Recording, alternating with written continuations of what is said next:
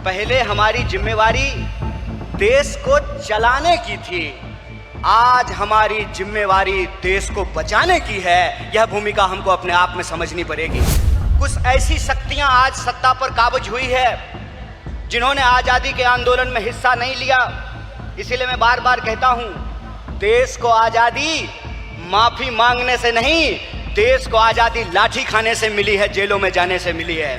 और मैं कांग्रेस के एक एक कार्यकर्ता को धन्यवाद देना चाहता हूं कि आप इस दौर में कांग्रेसी हैं जब लोग गद्दारी कर रहे हैं, कांग्रेस पार्टी के साथ बेवफाई कर रहे हैं, चंद दौलत के लिए, चंद सिक्कों की खनक के लिए अपनी पार्टी से गद्दारी करके उस विचारधारा से समझौता कर रहे हैं। दोस्तों, आज हमारे लिए बहुत गर्व का विषय है कि हम लोग एआईसीसी के सेशन में शामिल हो रहे हैं और ऐसी जगह पे शामिल हो रहे हैं जो अपने आप में एक ऐतिहासिक जगह है, इस देश के निर्माण में जिसकी बहुत बड़ी भूमिका है।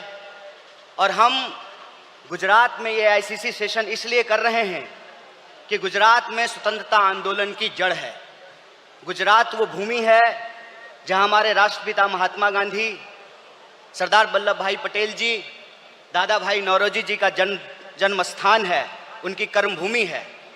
तो जब यहाँ पे एआईसीसी सेशन हो रहा है तो हमारा उद्देश्य यही है कि हम अपनी जड़ में जाएं, अपने जड़ को मजबूत करें, क्योंकि हमारे सामने एक बहुत बड़ी चुनौती है। चुनौती ये है कि हम आज़ादी के आंदोलन में शामिल हुए, देश को आज़ादी मिली और आज़ाद भारत के निर्माण में कांग्रेस पार्टी ने बहुत बड़ी भूमिका निभाई।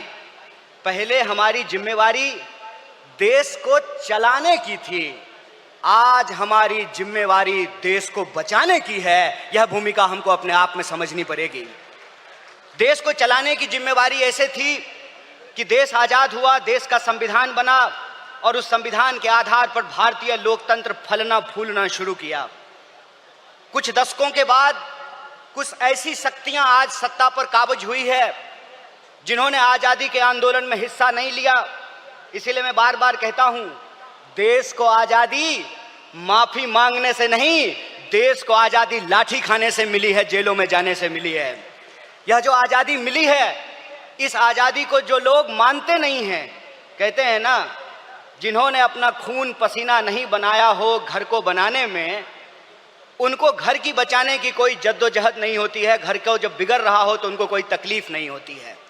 जो संविधान को बनाए हैं वही संविधान को बचाना चाहते हैं, जो आज़ादी दिलाए हैं वही आज़ादी को बचाना चाहते हैं, जो देश को बनाए हैं उन्हीं को देश को बचाना पड़ेगा। बताइए, कांग्रेस पार्टी का एक एक कार्यकर्ता जो देश की आज़ादी पर गर्व करता है, देश के स्वतंत्रता आंदोलन पर गर्व करता है, उस आज़ादी को बचाने के लिए आप संघर्ष करेंगे कि नहीं करेंगे?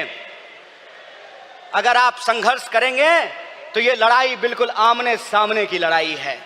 ये लड़ाई है कि एक तरफ वो लोग हैं जो काली टोपी पहनते हैं, एक तरफ हम लोग हैं जो सफेद टोपी पहनते हैं। वो जो काली टोपी पहनने वाले लोग हैं वो काले कानून लेकर के आते हैं। हम सफेद टोपी पहनने वाले लोग जो हैं वो गरीबी का अंधियारा मिटा करके, बेकारी का अंधियारा मिटा करके हम रोजगार का अवसर लाना चाहते हैं। हम अन्याय को समाप्त करके सामाजिक, आर्थिक और राजनीतिक न्याय लेकर के आना चाहते हैं। इसीलिए आज जब मैं आपके बीच में बोल रहा हूं तो सबसे पहले जो ड्राफ्ट है रेजोल्यूशन की, मैं उसके समर्थन में बोल रहा हूं। और यह जो न्याय पथ है जिसको लेकर के हमारा संकल्प है कि इस न्याय पथ पर हम चलेंगे, और न्याय पथ पर चलने का मतलब यह है कि देश में कहीं भी अन्याय होगा, चाहे वो अन्याय दलितों के खिलाफ हो, चाहे वो अन्याय गरीबों के खिलाफ हो, चाहे वो अन्याय पिछड़ों के खिलाफ हो, चाहे वो अन्याय आदिवासियों के खिलाफ हो, महिलाओं के खिलाफ हो, किसानों के खिलाफ हो, मजदूरों के खिलाफ हो, किसी भी भारतीय के खिलाफ अगर कोई अन्याय होगा तो उस काली टोपी वाले अन्याय के खिलाफ हम सफेद टी शर्ट पहन करके राहुल गांधी जी के बताए रास्ते पर चलेंगे। हम न्याय का योद्धा बनेंगे और न्याय का जो हमारी पहचान है, न्याय का जो हमारा ये सिंबल है, उसी से हम इस देश को बचा सकते हैं। और देश को बचाने की जो मुहिम है, इस संबंध में मैं आपको बता दूं कि आज एनएसयूआई का स्थापना दिवस है, फाउंडेशन डे है। स्टूडेंट और यूथ की एक बहुत बड़ी भूमिका है। स्टूडेंट और यूथ अलग अलग तरीके से इस देश में अपने हक और अधिकार को लेकर के संघर्ष कर रहे हैं। यह जो लड़ने वाले लोग हैं, जो न्याय के लिए लड़ रहे हैं, वो असल में कांग्रेसी हैं। और जो विचारधारा से कांग्रेसी हैं, उनको हमको साथ लेकर के आना पड़ेगा।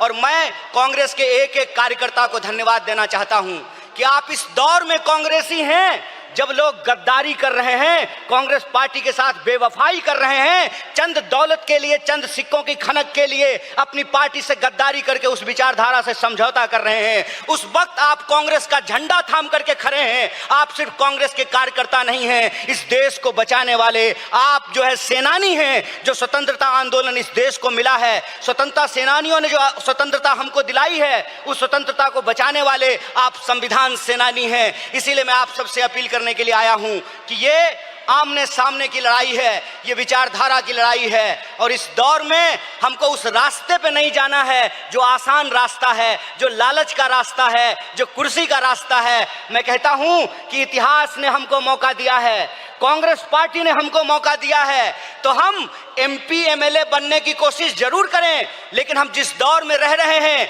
ये वो दौर है कि हमारे सामने एमपी एमएलए बनने के अलावे गांधी बनने का अवसर है, भगत सिंह बनने का अवसर है, सरदार वल्लभ भाई पटेल बनने का अवसर है, सुभाष चंद्र बोस बनने का अवसर है, एनी बेसेंट बनने का अवसर है, अंबेडकर बनने का अवसर है। इसीलिए मैं अपने कांग्रेस पार्टी के एक एक कार्यकर्ताओं को एआईसीसी के इस मंच से कहना चाहता हूं कि यह जो रेजोल्यूशन है, यह रेजोल्यूशन कागज पे लिखे हुए कोई शब्द नहीं है, यह संकल्प है। और उस संकल्प पे हम समर्पण के साथ चलेंगे, संघर्ष करेंगे। और संघर्ष करेंगे तो इस विपरीत परिस्थिति में हमारी जीत सुनिश्चित है। मैं देखता हूं कि कई बार कांग्रेस के कई कार्यकर्ता निराश हो जाते हैं, तो मैं उनको कहता हूं कि यह वक्त निराश होने का वक्त नहीं है, यह अपनी काबिलियत साबित करने का वक्त है, यह अपनी विचारधारा को साबित करने का वक्त है। और जावेद अख्तर ने बखूबी इस बात को लिखा है कि इस मुल्क में दो आवाजें हैं, इस मुल्क में दो आवाजें हैं। इस मुल्क में एक वो आवाज है जो दंगा कराना चाहता है, खून खराबा करना चाहता है,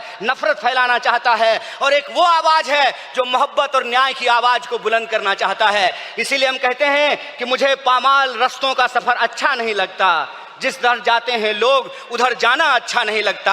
आप कांग्रेस पार्टी के ईमानदार कार्यकर्ता हैं, आपके कंधे पर देश को बचाने की जिम्मेवारी है, आपके कंधे पर संविधान को बचाने की जिम्मेवारी है। और हमको पूरा भरोसा है कि आईसीसी सेशन के माध्यम से पूरे देश में यह संदेशा जाएगा और कांग्रेस पार्टी का एक एक कार्यकर्ता मजबूत होकर के अपनी काबिलियत को साबित करेगा। वह पथ क्या, पथिक कुशलता क्या, जिस पथ में बिखरे सूल न हो, नाविक की धैर्य परीक्षा क्या, जब धाराएं प्रतिकूल न हो। इस प्रतिकूल समय में कांग्रेस पूरे दमखम के साथ उस काली विचारधारा के खिलाफ, उस काली टोपी के खिलाफ टी शर्ट पहन करके लड़ेगा।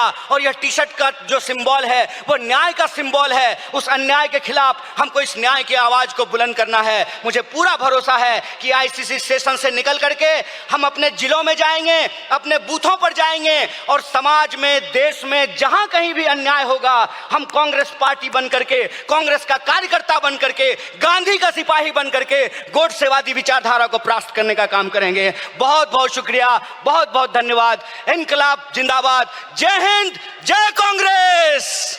एक बार जोर से आवाज बुलंद कीजिए। यह आवाज साबरमती आश्रम से दिल्ली के तख्त तक पहुंचनी चाहिए। जय हिंद, जय हिंद। प्रभातखबर.com, विश्वास वही, रफ्तार नहीं।